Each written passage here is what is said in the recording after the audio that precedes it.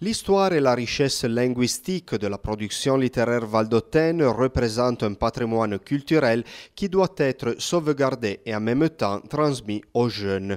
Afin de rendre hommage à la mémoire d'un de ses témoins les plus importants, René Willienne, écrivain de langue franco-provençale au talent original et profond, et d'encourager la réalisation de nouveaux projets éditoriaux portant sur la vallée d'Aoste, chaque année la région décerne un prix aux ouvrages les plus représentatifs de la réalité locale. La cérémonie finale de la 18e édition du prix littéraire René Willienne s'est déroulée le lundi 16 mars dernier dans la salle de manifestation du palais régional d'Aoste en présence des autorités régionales et des neveux de l'écrivain. Je crois que c'est un moment particulier pour les maisons d'édition, pour les auteurs, pour la recherche valdôtaine, pour essayer de rappeler aux gens les personnages qui ont eu la possibilité de faire grande cette petite vallée, et je crois que dans cette occasion on a le plaisir de voir qu'il y a des jeunes qui ont encore envie de faire ça, de se retrouver dans des textes importants et de nous donner la joie de les revivre ensemble.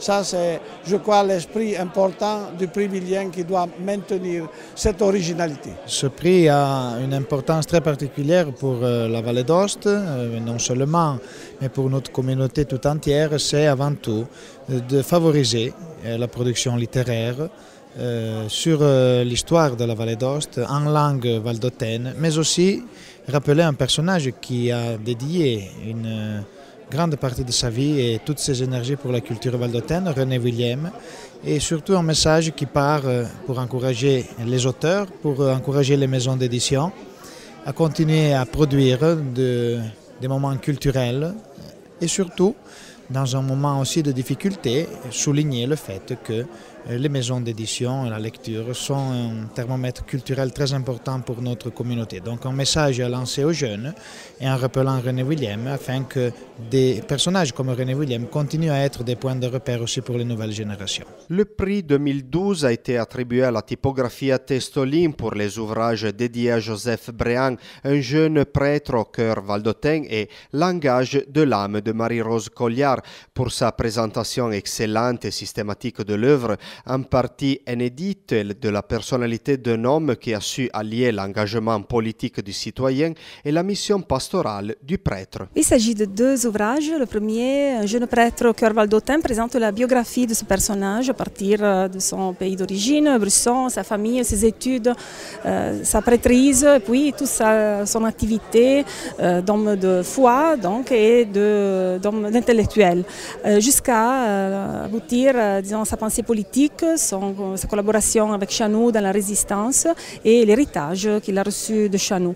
Tandis que le deuxième, Langage de l'âme, est un recueil de textes dont la plupart inédits, qu'on a découvert pendant la recherche dans les archives, qu'on a fouillées à cette occasion. C'était le centenaire de sa naissance, donc il y a eu un tas d'initiatives, d'occasions autour de ce personnage. Ça a été justement l'occasion de découvrir son rôle, son activité à faveur de la jeunesse surtout, son grand idéal d'homme de foi, d'homme d'église, même de son rôle, disons, dans sa capacité à orienter la pensée politique valdôtaine après la guerre, l'occasion de la libération, vers les idéaux de l'autonomie et du fédéralisme, du régionalisme. Le deuxième prix a été décerné à la maison d'édition La Sugli Ultimi pour le livre L'eredità della Fiera di Sant'Orso 1963-2000, réalisé par Gianfranco Bini et Giuseppe Simonetti.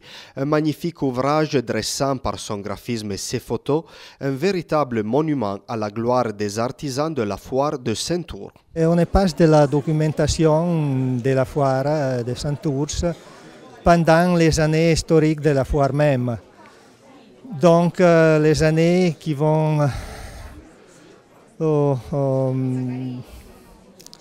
63 jusqu'à 2000. Avevo queste foto che mi sono accorto che col passare degli anni diventa un archivio prezioso sia per gli artigiani che per la Val d'Aosta. l'ho messo insieme e ho fatto il libro. C'est la maison d'édition Musumeci qui a remporté le 3e prix pour l'ouvrage Soldats 1940-1945 de Paolo Maccari, Renato Gini, Umberto Mattoni et Francisco De Sousa. Un hommage intéressant et original aux nombreux anciens combattants valdôtains, à leur souffrance et à leur dignité. Questo libro qui per praticamente non far sì che si dimentichi questa storia di questi giovani e in questo momento di questi giovani anziani, e in questo momento vorrei ringraziarli perché grazie alla loro collaborazione è stato possibile ricostruire con storie vere vissute tutto l'arco del secondo conflitto mondiale, dall'Africa alla Francia, fronte greco-albanese, Montenegro, et anche Russia et puis campi di concentramento. Le jury a en outre signalé 3 autres ouvrages en leur attribuant une mention spéciale. La première va à l'imprimerie Duc pour Tosempe de Quai de l'Association valdôtaine des archives sonores. Un témoignage touchant sur l'odyssée de Louis Meillet, ancien prisonnier de guerre. La deuxième récompense de la maison Musumeci éditeur pour l'ouvrage Autant de saisons de Marco Gall, œuvre originale qui a su mettre en valeur les connaissances, le travail et la capacité d'un vigneron de Gressan du XVIIIe siècle. La troisième va à l'imprimerie Duc pour son dictionnaire du patois de Champorcher de Miranda Glareil, ouvrage très complet qui valorise l'une des multiples versions du patois.